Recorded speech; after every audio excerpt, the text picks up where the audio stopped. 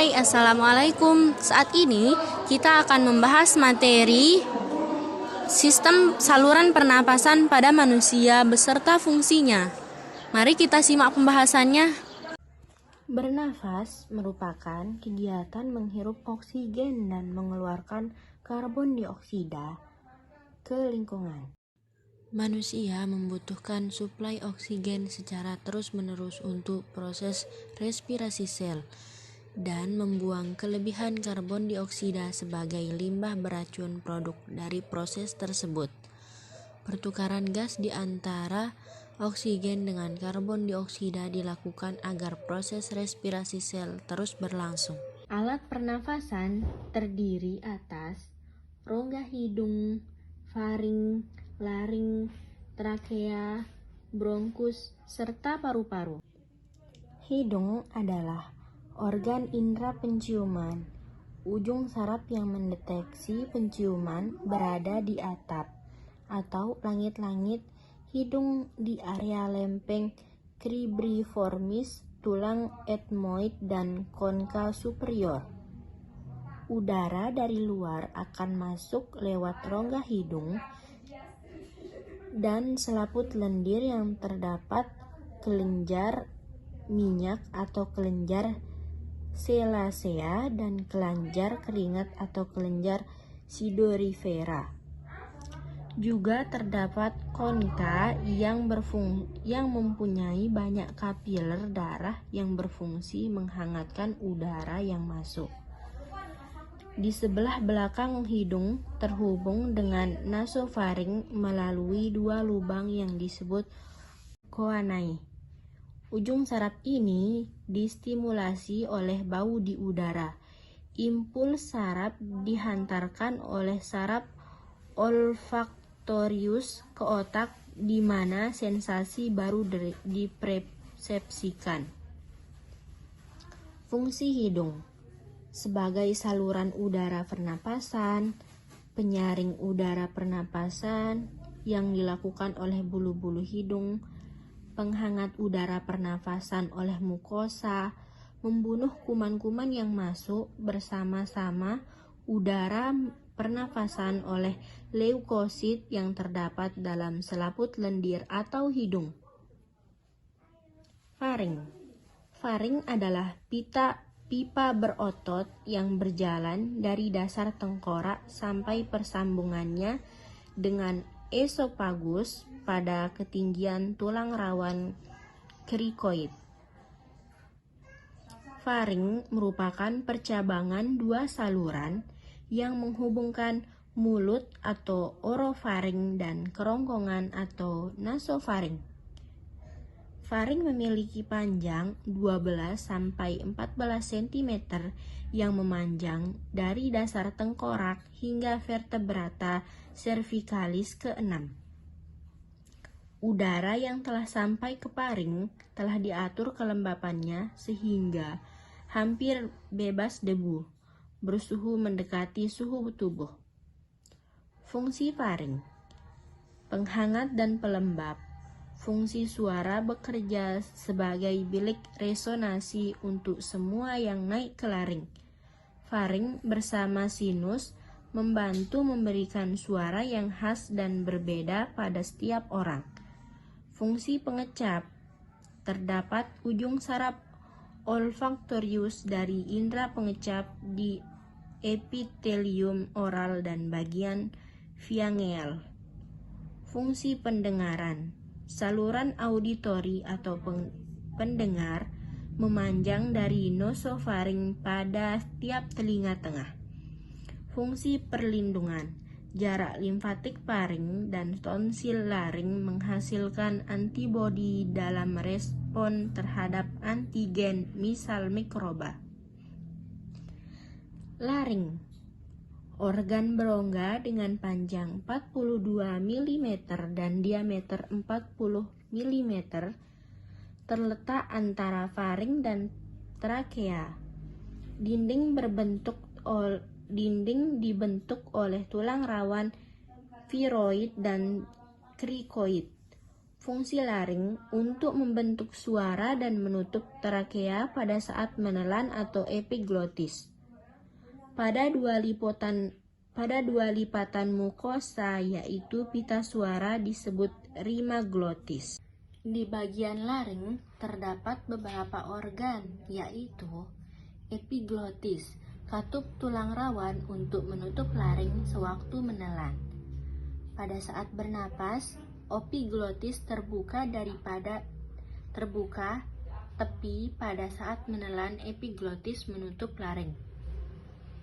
Jika bernafas melalui mulut, udara yang masuk ke paru-paru tak dapat disaring, dilembabkan atau dihangatkan. Pita suara, terdapat dua pita suara yang dapat ditegangkan dan dilenturkan hingga lebar sela-sela antara pita-pita tersebut berubah-ubah sewaktu bernafas dan berbicara. Selama pernapasan, pita suara sedikit terpisah hingga udara dapat keluar masuk. Trakea tersusun atas 16-20 cincin tulang rawan, celah di antaranya dilapisi oleh jaringan ikat.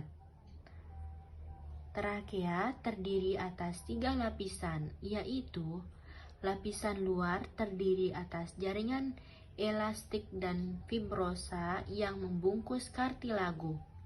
Lapisan tengah terdiri atas kartilago dan pita otot polos yang membungkus trakea dalam susunan heliks.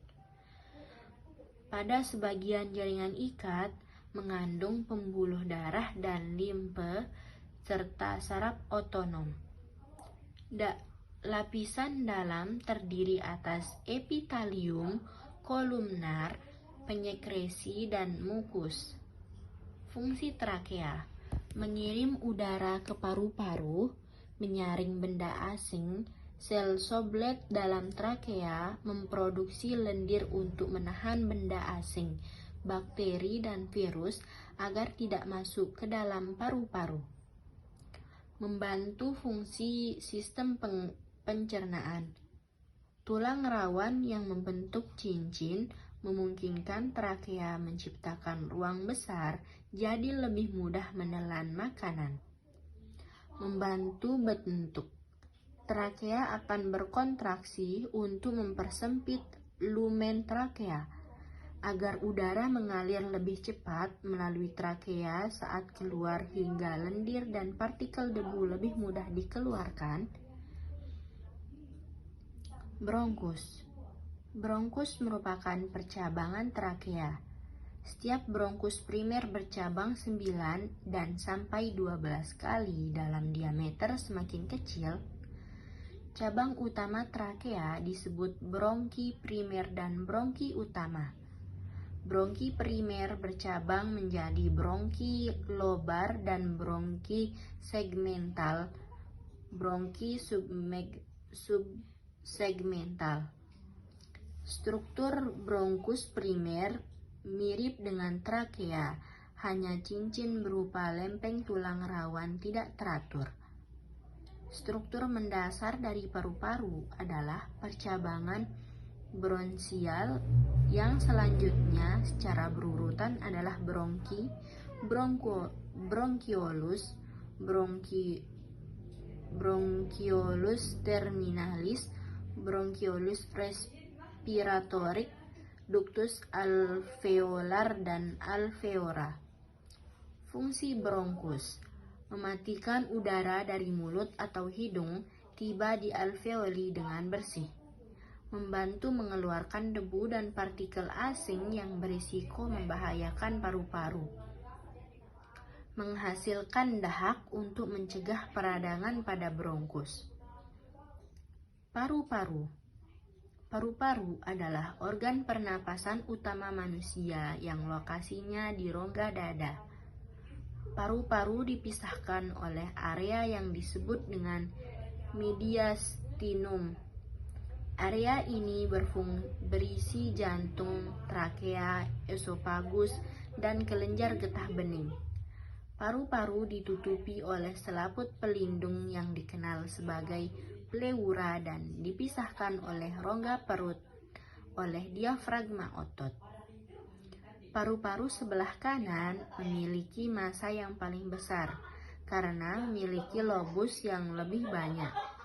Massa paru-paru kanan berkisar 375 sampai 600 gram pada orang dewasa, sedangkan paru-paru kiri 325 sampai 550 gram.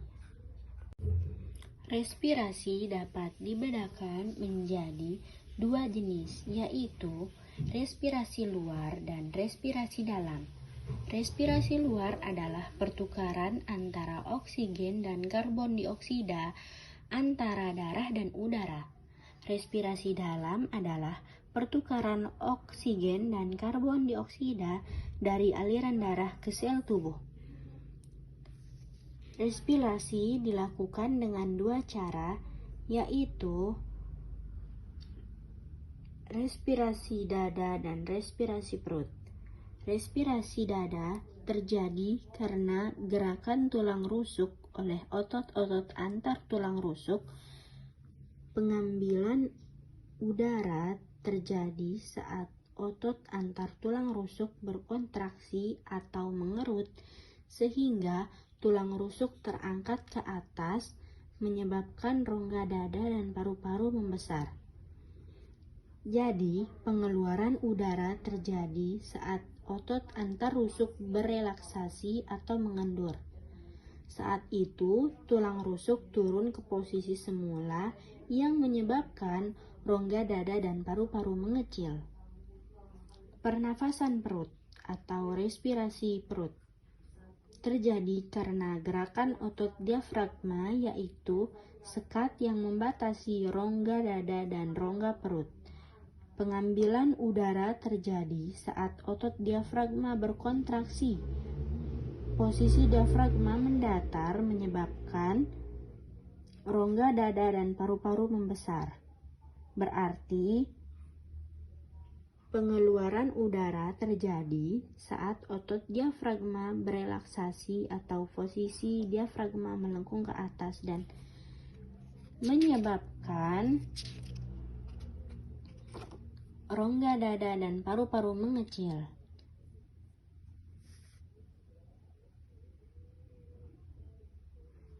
Jadi, begitulah pembahasan singkat dari sistem saluran pernapasan pada manusia.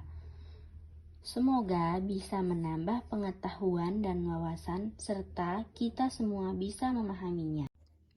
Terima kasih telah menonton video ini hingga akhir. Jangan lupa like, komen, dan subscribe. Sampai jumpa di konten selanjutnya. Bye. Terima kasih.